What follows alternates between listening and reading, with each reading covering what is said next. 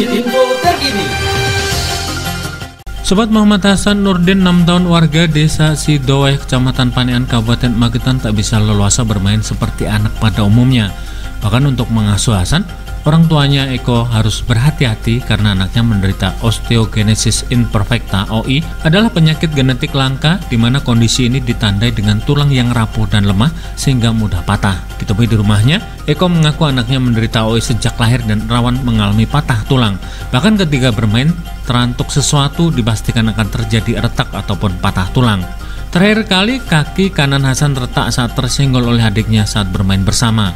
2 minggu kemudian ganti kaki kirinya yang retak karena terantuk sesuatu saat bermain. Eko mengaku mengetahui kaki anaknya yang retak saat Hasan rewel dan saat dipegang kakinya dia menangis.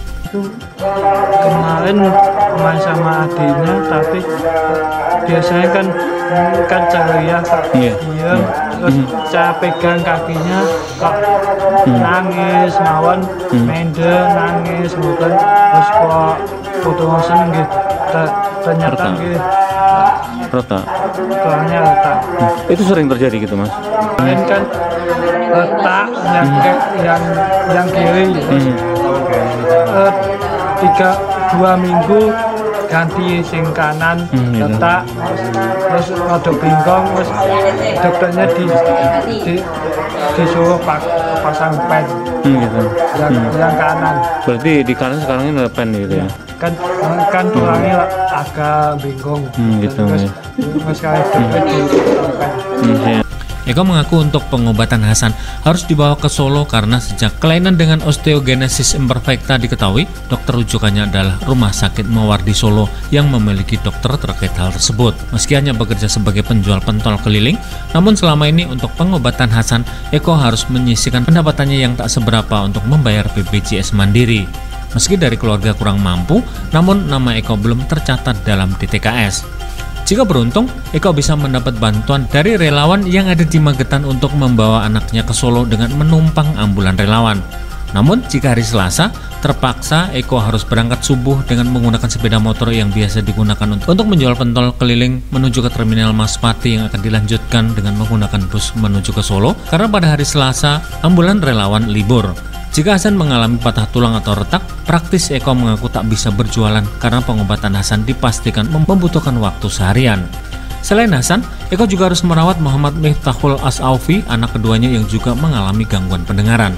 Dengan kondisi kedua anaknya yang mengalami kebutuhan khusus, Eko terpaksa merawat kedua anaknya sendiri karena istrinya saat ini memilih bekerja ke Surabaya hampir 2 tahun terakhir. Jika akan berangkat berjualan pentol keliling yang biasa dilakukan setiap sore, maka kedua anaknya akan dititipkan kepada kakeknya yang bekerja sebagai petani. Dengan kondisi tersebut, kondisi Hasan rentan mengalami retak tulang maupun patah tulang karena kurangnya pengawasan. Dari bayi udah dari Magetan udah dirujuk ke Solo gitu. Saya rutin saya terapi nih gitu. Ke Solo itu.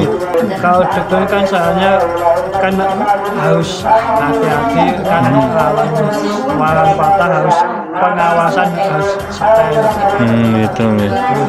Kalau ini jenengan jualan apa? Jualan pentol ya, keliling gitu.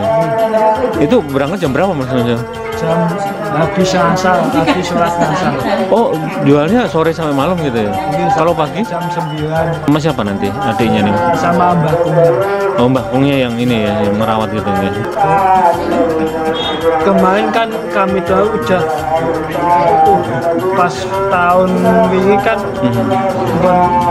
pun foto-foto Hasan. Oke, kebanyakan ya. Mau ngejok nih ke dinas sosial, tapi belum misalnya. Belum ada kabar, belum ada nggih kok nggih mboten nangket nih mboten napa-napa nggih kok nggih masa foto nggih dibantu nggih alhamdulillah nggih mboten nggih kok usaha. Sinung selaku pendamping rehabilitasi sosial Dinas Sosial Kabupaten Magetan mengaku keluarga Eko saat ini baru menerima bantuan permakanan. Terkait kebutuhan pengobatan dengan menggunakan BPJS, mengingat kedua anaknya merupakan anak dengan berkebutuhan khusus, masih diupayakan melalui usulan data terpadu kesejahteraan sosial atau DTKS. Artinya, selama ini Eko harus membiayai secara mandiri kebutuhan pengobatan kedua anaknya melalui BPJS Mandiri. Tuanya Mas Hasan ini sejauh ini sudah dapat bantuan apa aja dari pemerintah desa maupun dari pemerintah nih, Pak? Kalau dari pemerintah itu sudah dapat bantuan BPNT per makanan. Tapi untuk bantuan yang lain itu belum, dan dari desa pun juga belum ada. Dan ini Hasan ini sudah dimasukkan di DTKS, tapi belum masuk di BPKS pusat. Jadi desa sementara ini masih mandiri. BPJS yang dipakai untuk Hasan itu masih mandiri. Dan untuk selanjutnya tetap diakses agar bisa mendapatkan bantuan KIS dari pusat, sehingga untuk biaya obat itu bisa mengurangi beban dari keluarga. Artinya KIS masih juga ini masih usulan gitu nggih? Iya. Sama DTKS tadi baru masuk gitu nggih? Dari Kabupaten Magetan, Adima Sukoco Rahasia melaporkan.